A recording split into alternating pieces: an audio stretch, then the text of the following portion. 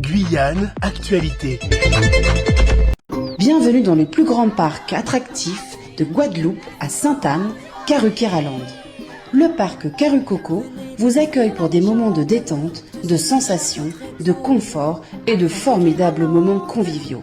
Le parc de Karukoko, impasse des Sapotis, route de Delair à Sainte-Anne. Karukéraland, c'est aussi Karukoko Lodge, des appartements d'exception à proximité du parc. Piscine, jacuzzi, jardin privatif, des espaces accueillants avec une décoration hors du commun. Des moments de détente uniques en Guadeloupe. Réservez dès maintenant votre séjour sans plus attendre. Martinique, actualité. Maintenant 552 jours que le Martiniquais Olivier Dubois est retenu par les djihadistes au Mali. En France, à La Courneuve précisément, dans la banlieue de Paris, une opération de solidarité avec les victimes de la tempête Fiona en Guadeloupe a été organisée. Mais le conteneur de 40 pieds prévu pour récolter les dons n'est pas encore rempli et donc il n'est pas encore parti. Les professionnels du secteur ont alerté la presse. En Martinique, il est de plus en plus difficile de se procurer des pièces détachées neuves pour les voitures. Leur prix a, par ailleurs, augmenté de 15 à 20%. On parle même parfois de 40%. Cela fait bien entendu l'affaire des casses. Mais elles risquent, elles aussi, d'avoir du mal à faire face à la demande puisque les professionnels se tournent davantage vers eux pour dépanner leurs clients.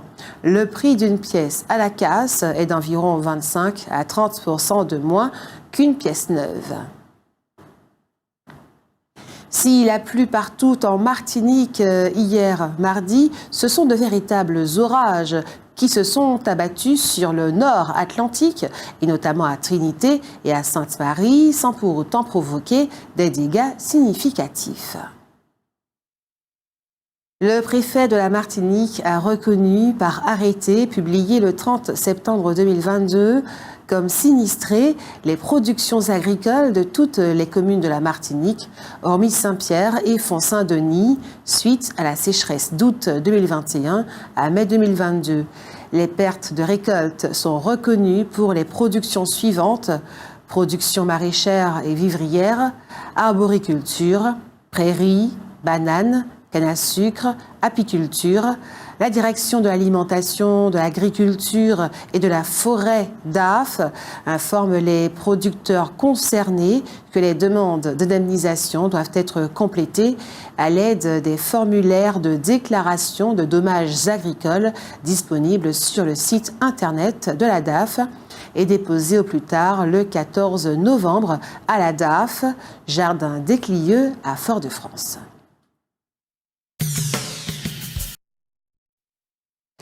Depuis février 2011, il existe une association des chambres de commerce et d'industrie d'outre-mer.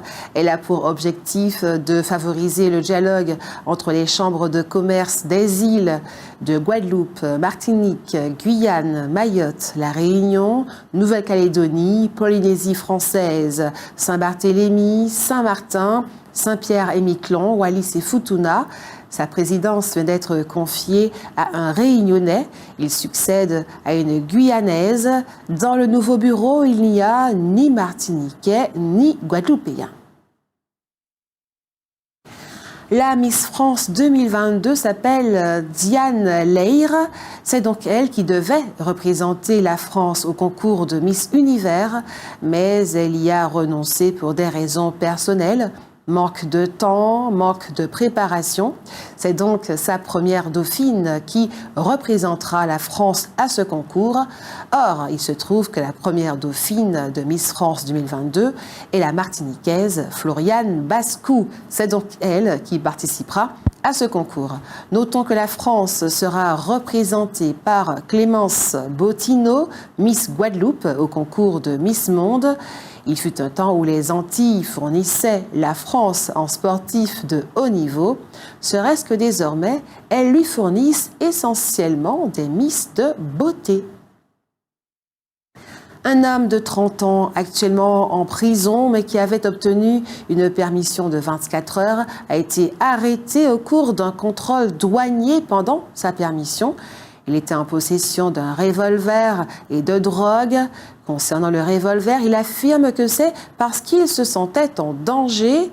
Les enquêteurs pensent qu'il s'agissait plutôt pour lui de faire entrer cette arme dans la prison à l'issue de sa permission.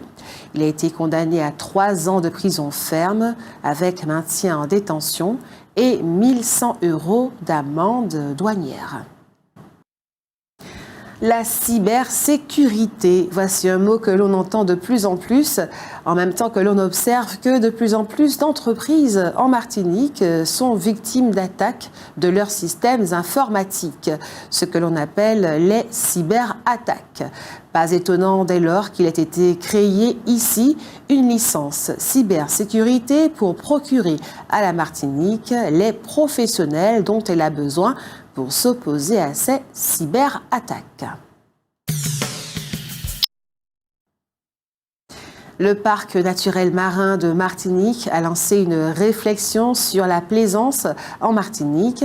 Comment accueillir le plus de bateaux possible sans mettre en danger notre environnement? Où se trouve le point d'équilibre?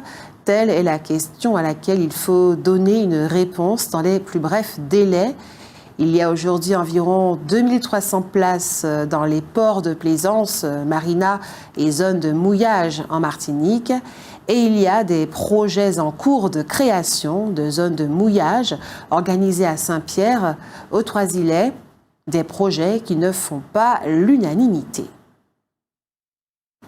Le groupe Synlab vient d'installer en Martinique un laboratoire de toxicologie médico-légale qui permet désormais de faire sur place toutes les analyses nécessaires à la justice pour qu'elle se prononce dans les meilleurs délais. Auparavant, il fallait les envoyer en France avec tous les délais et les surcoûts que cela suppose. Le vendredi 14 octobre, dans le cadre du mois de sensibilisation au cancer du sein, la piscine municipale de Schœlcher met en place une séance d'aquafitness de 18h à 19h30 à la plage du Bourg. Pour participer, inscrivez-vous à la piscine municipale jusqu'à demain, jeudi 13 octobre, de 8h30 à 15h, sur place ou par téléphone. Contact 06 96 24 12 44 ou 05 96 61 01 58. Je répète, 06 96 24 12 44 ou 05 96 61 01 58.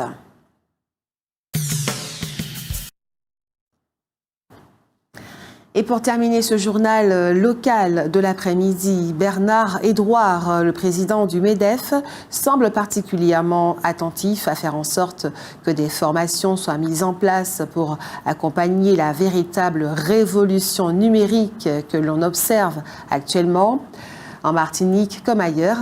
Pas étonnant dès lors qu'il soit partie prenante de 2 nouvelles formations, Bac Pro Maintenance des systèmes de production connectés et Bac Pro Pilote de ligne de production. Ces formations ont lieu en alternance au lycée Joseph Zobel. On notera qu'il s'agit de formations en alternance, un système de plus en plus utilisé en Martinique, comme d'ailleurs dans tout le reste de la France, ce qui n'est pas sans poser problème aux finances publiques. Ces formations reviennent en effet beaucoup plus chères au gouvernement qu'une formation classique. Et c'est la fin de ce journal local de l'après-midi. À tout de suite pour votre journal international. Restez avec nous.